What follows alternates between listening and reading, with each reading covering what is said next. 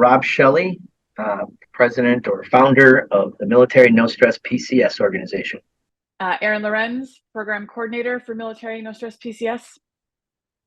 So what inspired you to create and be a part of the organization?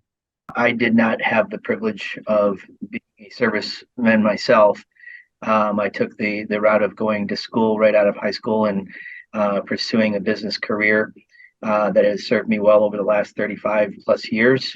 But it's always been part of my psyche that I've surrounded myself with great people in my community, neighbors, clubs, through my work environment that always included an extension of the military families.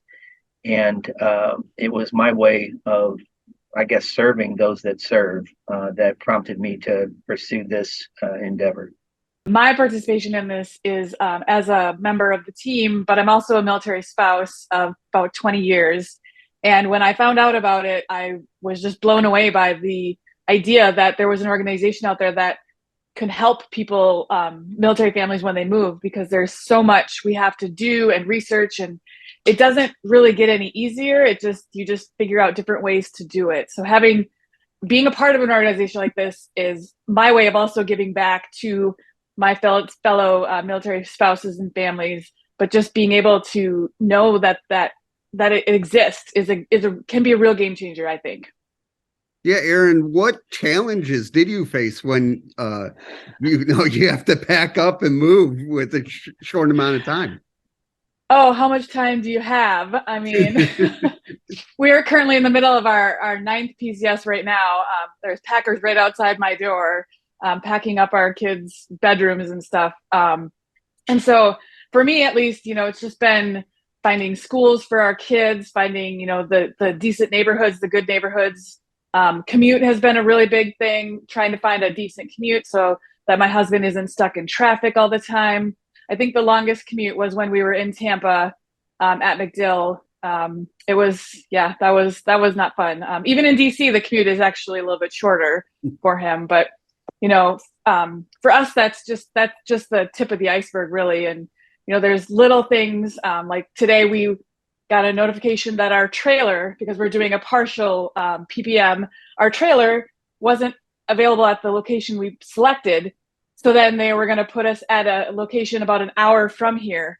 And that's on a good day, because if you have ever driven 95, 95 South at least, or really any 95 North or South, how the traffic can change on a dime. So that's just a little thing that I was like, no, we can't do that. So I had to spend about an hour on the phone with the trailer people trying to figure out a new location to pick up our trailer tomorrow.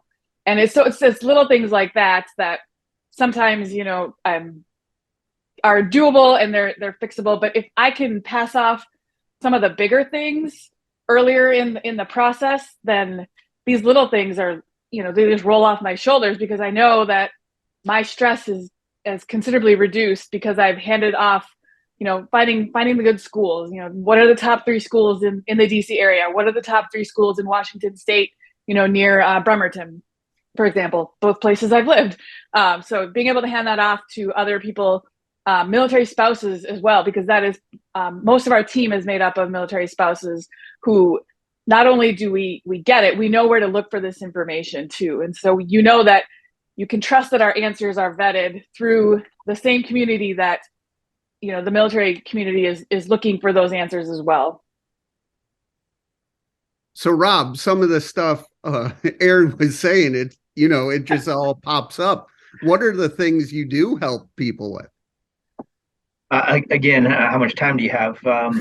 We've run the gamut. Obviously, there are certain buckets of questions that repeat themselves over and over, slightly different by personal situations or branches or locations. But, we do a lot of work with relocation. So anything to do with finding a new home, whether that's a short-term rental, long-term rental, purchasing a house, townhome, condo, all of those things we specialize in, as we have created a network of military spouses and veterans that now find themselves in the real estate world. And then all the ancillary things that go into that move, whether it's movers, packers, storage units, trucks, you name that. We can certainly assist in pointing in the right direction. It's the things that people don't think about. Erin, mentioned the fact that you hand off some of the big stuff because it's no brainer. You get orders to go to a new location. You need to find a place to live. That your kids will have to go to a new school. You understand some of those things because it's just common logic.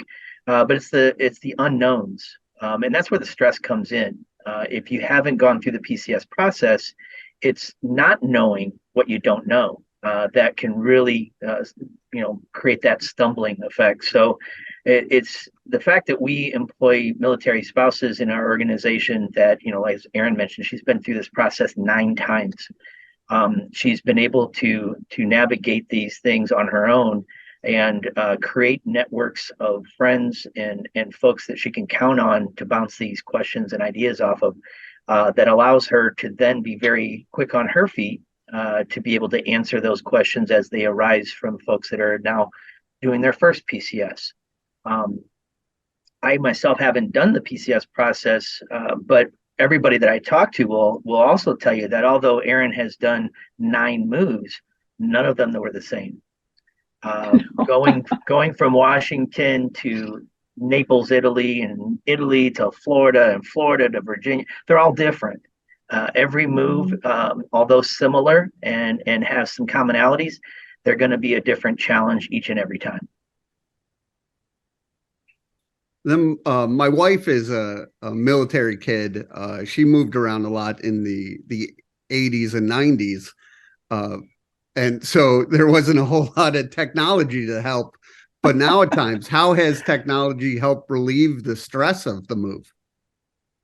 Technology is a double-edged sword. Internet is great until it goes out, right?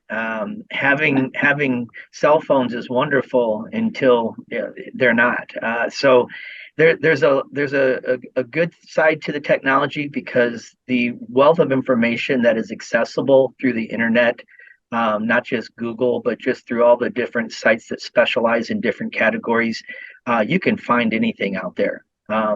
The problem isn't having access to information, it's knowing where to look to be efficient, right, and to narrow down all of the wealth of things that are out there into the pertinent things that you need.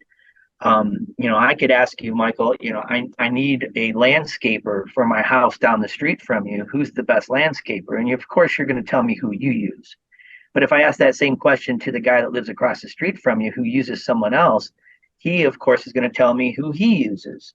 So when I put out questions to the masses, and most of these spouses that pose these questions go to their Facebook groups, they go to their clubs and their inner circle, they get 50 well-intended answers. And now you're no better off than you were when you posed the question because you've now got to sift through 50 answers. We do that process for people. So when you come to us, we have already gone through the process of taking those 50 well-intended great answers, and we whittle it down to the best 2 or 3 that are going to meet your needs. And we do the research to vet these folks. We look at reviews. We look at commentary that has been left within the groups. We also try to sift out the ones that may be more military friendly, whether that's discounts that they provide, or they themselves are military veterans or military spouses, and that's their career. So, they served their time in the military and now they own a plumbing business. So we want to support them. So that vetting process allows us to not only narrow the search down for the person asking the question, but it also creates community involvement with those that have carried on their careers into different areas, I guess. How does it feel for both of you that you are, making lives easier for these military families? Erin, go ahead. Like I said, it's just, to me, it's incredible that I'm able to do this. And because going back to the technology piece, we're a remote company, really, And so when I PCS in 2 days or I can take my job with me, so that's been kind of nice. But really being able to, put my money where my mouth is, right? Like I have been a spouse for 20 years, and I know what it's like to move from community to community and run into people, well-intentioned people. They support the military, and that's all great. But then my follow-up statement is to them is usually, how are you doing that? And this organization that I'm a part of Rob is really putting his money where his mouth is. He's invested a lot of time and money into this to be able to offer this service to our military members, our veterans, our government contractors sometimes, being able to offer this service to them for free. So that way they're not out anything and they're still getting the information that they need. So I think it's just incredible. And I'm excited to see how we're growing and how we're expanding our base really out into the community. So what are some of the things that motivate both of you? Well, it's kind of a trick question for me. I won't speak for Erin on this, but it's kind of like asking a parent what motivates you to get up and do the things that you do to provide for them. Not everything that a parent does for their child is fun. Not everything do they enjoy doing, but out of necessity and out of a sense of responsibility or obligation to them to provide, you do it. Because I am the founder of the business, this is like another child to me. This is like another thing that I have invested, not just time and money, but it truly is something that I see in the future being something as a legacy that I want to make sure that I've provided correctly and steered in the right direction correctly. What this is all about, and that is serving those that serve. So that's what motivates me every day. I don't want to get up early to take my daughter to golf practice at the butt crack of dawn. I don't want to have to go and sit and do certain things, for the kids, but you do them out of your love for them and your passion and your caring. And that's kind of what I do with this business is that, when I see those reviews come in from people that have used our system and are truly grateful for what we provided them, that's the reward. Yeah, I'll piggyback off that a little bit. So a couple months ago, I did a military spouse retreat. It was just it's more for veteran spouses to kind of figure out, who you are outside of being a military spouse or a parent. And, a little bit was career related. And part of that was taking a Clifton Strengths assessment.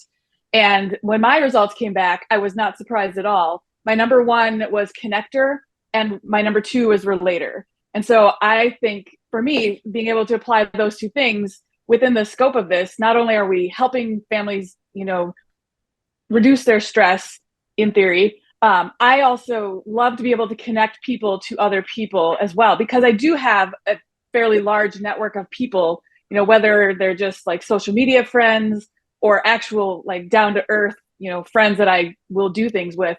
But being able to say, oh, hey, so-and-so is moving to Japan. I know my neighbors from Italy are there now. So let me connect you. So that way you're not having to stumble through this, because an overseas move is very different from a state to state move. And so just being able to have those puzzle pieces kind of connect a little bit, to me, it continuously motivates me to just always want to be able to, how can I, go a little bit past even what they're asking and connect them to someone who could actually, be boots on the ground for them. What are some of the things you've learned from each other? Well, that's an easy one for me because I'm not originally a military person. Just the magnitude of vocabulary, understanding the whole process from and learning it from people like Erin that have lived it. And not just the military, just the lifestyle, the connections, the just how their life is because they're in the military. It really opens your eyes. So, I can't even put on paper the number of things that I've learned because it continues to blow me away every day. You learn something new about the military community. Yeah, absolutely. I've learned a lot from Rob just in the civilian world business sense, sort of. I'm not really a business person, but being able to hear him talk about how he created the company and how he, his future plans for all of us, has been really fascinating to learn a little bit more about that, and then see those things actually come to fruition has been quite interesting and incredible. Yeah, about the future plans. Where do you want to see the organization in the next 3 to 5 years? Well, that's got a two-headed monster answer. On one side, I want to continue to develop the core mission of providing this program to the folks, with the biggest challenge being just getting the word out. Most people don't know that we exist, and that's a shame, because I think that we would bring this service to a lot of families that need it. But the second side of that, the second head of that monster, is that when you start out with an idea to provide some form of a service, and as you learn that there are other needs that you didn't know existed before, it allows you to use this platform to layer on additional services. When we started out wanting to just answer questions, we found that there were certain things that really were a sticking point, that now we can use our service, partner with others that like-minded companies, and we create a new niche of opportunities. I didn't set out to be a military spouse employer. That wasn't my, I didn't wake up and say, okay, I'm going to start this company and that is going to be my objective. But it is a byproduct of the necessity of doing what we do. As we continue to grow and the volume of calls and emails come in, we have to add additional people to work in that concierge world, and I hire military spouses to do that. When we have opportunities to do fundraising, to get involved with grant writing, to do grassroots stuff here, to raise money and awareness, I need people who specialize in that. And again, I go back to the pool of military spouses or veterans and pull people in that have those skill sets to add to the mix. So again, I didn't start out trying to be an employer of choice in this category. But it is a byproduct, and one that I'm very proud to say that this is something that we're able to do. So in the next 3 to 5 years, your question, I want to continue to see it grow. I want to see the outreach not be 200 people in a month that we're able to help. I want it to be 200 people a day. I want to see this continue to be, yes, we need to hire more people. But I also... I also do want to see us blaze a trail with the things that we're doing in this next year, 3 years, 5 years, blaze a trail for others to partner with, again, like-minded folks that want to help. And for us to create a network of people that we can count on to be part of this project, I think that that's my next step is creating that network.